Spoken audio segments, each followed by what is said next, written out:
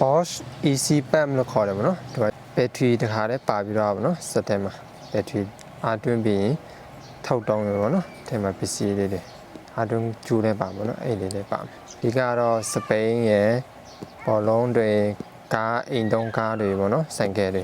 သုံးဖို့အတွက်ဗောနော်ဒီကကြတော့ဒီတစ်လုံးပါမယ်နော်ပြီးတော့ဒီ Type C အားတွင်းကျိုးတစ်ခုပါမယ်နော်ဆက်လေးရဒီပုံစံလေးဗောနော်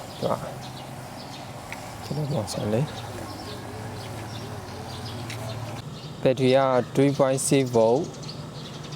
3 amp ပေါ့နော်3.8 watt hour ပေါ့နော်150 psi maximum ပေါ့နော်10.3 bar maximum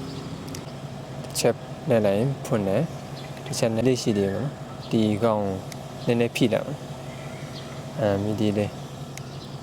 ပိတ်လိုက်ပိတ်ချင်လည်းဖြည့်ပေါ့နော်အဲ့လိုပစ္စည်းသိမ်းတဲ့နေရာပါတယ်ပေါ့နော်ဒါဆိုရင်ဦးစီပေါင်းနေမဟုတ်တဲ့ဟာပါနော်ဒါဆိုရင်ဆိုင်ကယ်စပိန်နေလေထိုးတဲ့ဟာပါနော်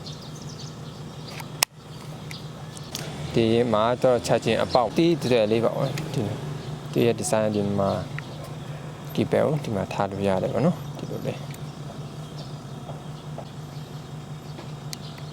သူက unit ချိန်လို့ရပါနော်ဒီပတ်တန်း unit ပေါ့နော်unit ချိန်ပြီးကိုကြိုက်တဲ့နံပါတ်ကိုချိန်တယ်ပေါ့နော်အဲဆိုအားလည်းချိန်လို့ရတယ်ဒီပါလည်းချိန်လို့ရတယ်ပြီးကြတော့ PS ဆိုင်လည်းချိန်လို့ရတယ်ပေါ့နော်ကျွန်တော်တော့အခု20 PS ဆိုင်ချိန်မှာပေါ့နော်mountain bike ပေါ့နော်စပိန်တိုက်ရိုက်ထိုးရုံပေါ့နော်ဒီမှာ start နဲ့လိုက်ရပါနော်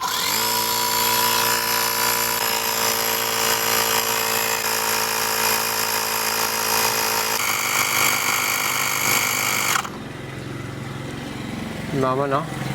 သူအော်တိုရက်တောင်းပါပေါ့နော်